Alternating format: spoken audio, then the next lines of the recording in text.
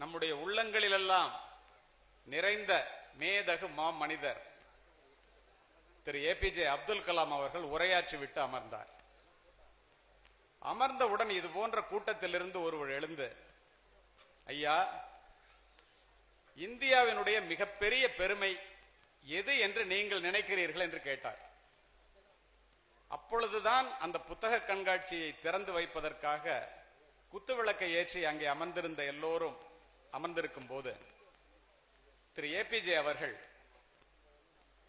இப்போது இந்த புத்தக திருவிழாவை துவக்கி வைப்பதற்காக நான் ஏற்றி வைத்தேனே, அந்த குத்துவிளக்கு இந்துக்களினுடைய அடையாளம்.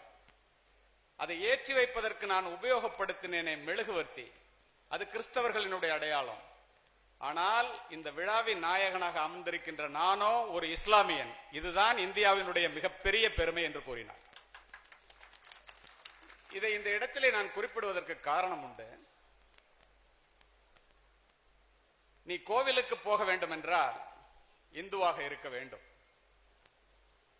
மசூதிக்கு செல்ல வேண்டும் என்றால் இஸ்லாமியராக இருக்க வேண்டும், தேவாலயத்திற்கு செல்ல வேண்டும் என்றால் கிறிஸ்தவனாக இருக்க வேண்டும்.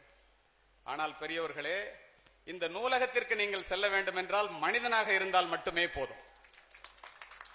அதுதான் கல்வியினுடைய சிறப்பு, அதுதான் கல்வியினுடைய அருமை. இந்த இடத்திலே கல்வியையும் படிப்பையும் நாம் வித்தியாசப்படுத்தி பார்க்க வேண்டிய அவசியம் இல்லை. இரண்டும் ஒன்றோடு ஒன்று பின்னி பிணைந்தது.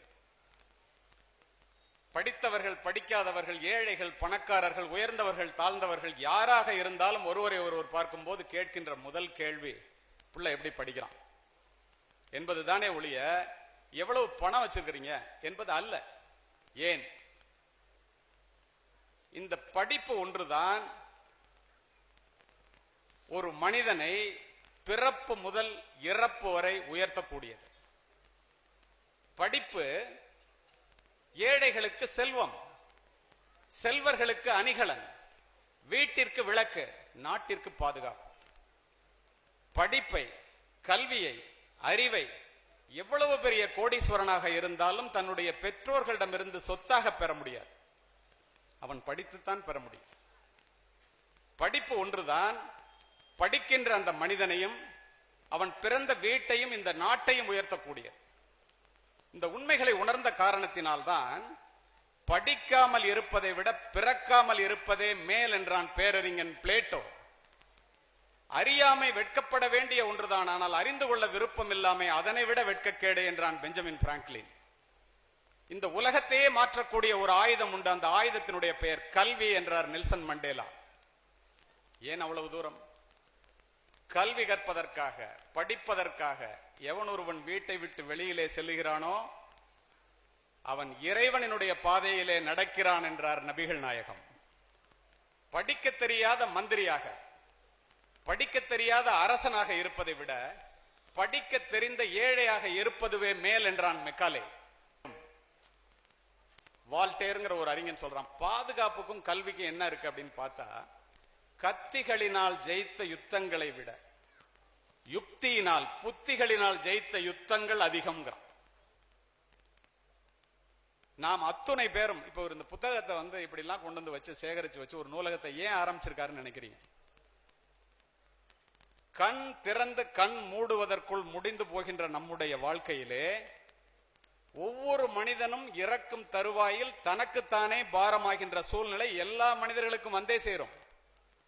அப்படி ஒரு நிலை வரும்போது தன்னுடைய வாழ்க்கை பாதையை திரும்பி பார்த்தால் நம்ம வச்சிருக்கிற பணம், நம்ம வகுத்த பதவி, நம்மளுடைய பவர் அதெல்லாம் பட்டியலுக்கு வராது நண்பர்களே. எது பட்டியலுக்கு வரும் தெரியுமா? இது போன்ற நண்பர் ஜவஹர்லா கூறியதை போல, அவர் செய்ததை போல, மற்றவர்கள் இங்கு பேசியதை போல எந்த விதமான எதிர்பார்ப்புமே இல்லாமல் மற்றவர்களுக்கு செய்த நன்மைகள் மட்டுமே இறக்கப் போகிற ஒரு மனிதனுக்கு திருப்தியை கொடுக்கும் என்பது எழுதாத உண்மை என்பதை எல்லோரும் புரிந்து கொள்ளும். இறுதியாக நீ என்னவாக வேண்டும் என்று நினைக்கிறாயோ அதுவாகவே ஆகிவிடுவாய். எவ்வுயிர் எப்படி எண்ணின அவ்வுயிர்க்கு அப்படி அளித்தருள் அருட்பெருஞ்சோதி என்கிறார் ராமலிங்க அடிகளார். பூமியில் இருப்பதும் வானத்தில் பறப்பதும் அவரவர் எண்ணங்களேங்கிறான் கண்ணதாசன். நீ எதை கேட்கிறாயோ அதைத்தான் வாழ்வு உனக்கு தருகிறது. அதனால் பெரிதும் பெரிது கேள். இந்த மேடையில உட்கார்ந்து இருக்கிறவங்க எல்லாம் பெருசா ஆசைப்பட்டதுனால, பெருசா கேட்டதுனாலதான் கிடைச்சிச்சு. மனித மனதினுடைய வலிமை மிக பெரியது. அதை அறியாமல் சிறு வட்டத்திற்குள் சுருக்கி விடாதீர்கள். ஒரு மனிதன் வித்தியாசமாக சிந்திப்பதன் மூலமாக தன்னுடைய வாழ்க்கை பாதையை மாற்றி காட்ட முடியும் என்பதுதான் இந்த தலைமுறையினுடைய மிகப்பெரிய கண்டுபிடிப்பு. இந்த மனிதர் ஜஃபருல்லா அவர்கள் வித்தியாசமாக சிந்தித்ததனால்தான் ஒரு நூலகத்தை உருவாக்கினார். இந்த நூலகம் என்பது சாதாரண விஷயம் அல்ல.